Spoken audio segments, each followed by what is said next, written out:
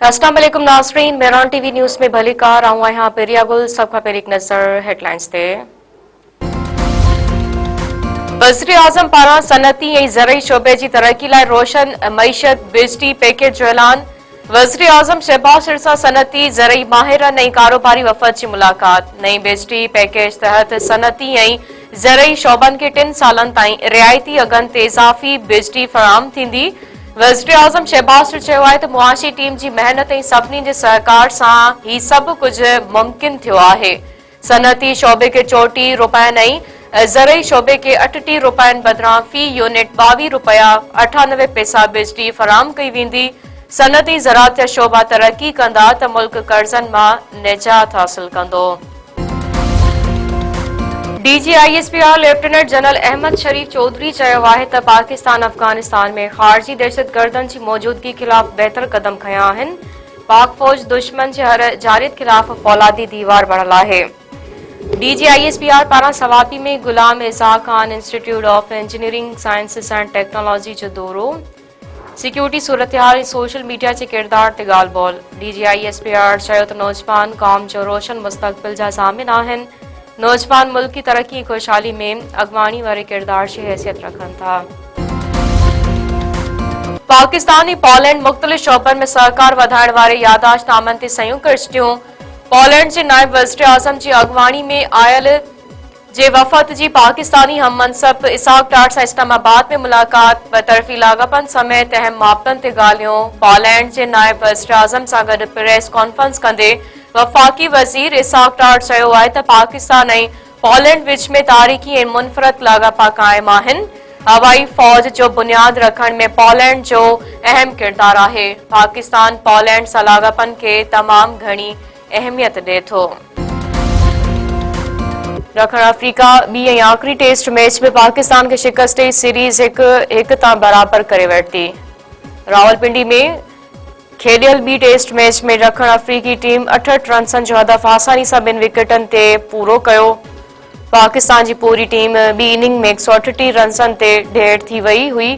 2 taste मैचनि जी series 1-1 तां बराबर थी वई। अमरीका रूस जे 2 वॾियुनि तेल कंपनियुनि मथां पाबंदी लॻाए छॾी। डोनाल्ड ट्रम्प चयो आहे त पाबंदियूं रूसी सदर खे रवैयो तब्दील करण ते मजबूर कंदियूं। रूस ऐं यूक्रेन विच में जंगबंदी जे लाइ पुरुमीद आहियां। ओवल ऑफिस में नेटो जे सेक्रेटरी जनरल सां गॾु प्रेस कॉन्फ्रेंस कंदे अमरीकी सदर ट्रम्प वधीक चयो आहे त जो बाइडन अमरीका जी तारीख़ जो बदतरीन सदर हो। अमरीका में गैर कानूनी तौर ते दाख़िल थींदड़नि मथां बजट ख़र्च नथा करे सघूं। वज़ीर आला KP के जबानी PTI सां मुलाक़ात लाइ दरख़्वास्त ॿुधणी अॼु थींदी।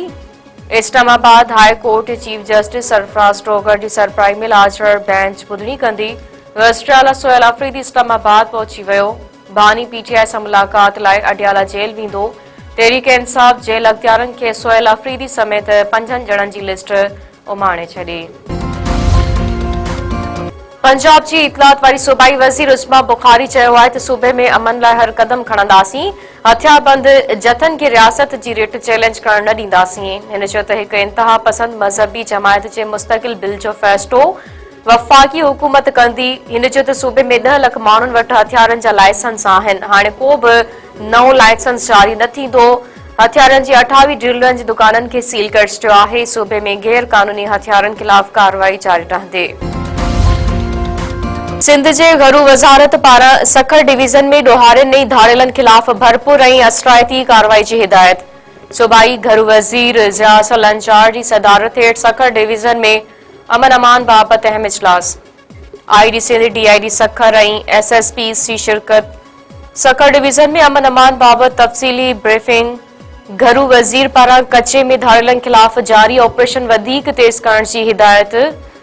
सूबाई वज़ीर ज़ियाउल अंजार चयो आहे त अवामी जान ऐं माल जो तहफ़्फ़ुज़ हुकूमत जी अवलीन तरजीह आहे।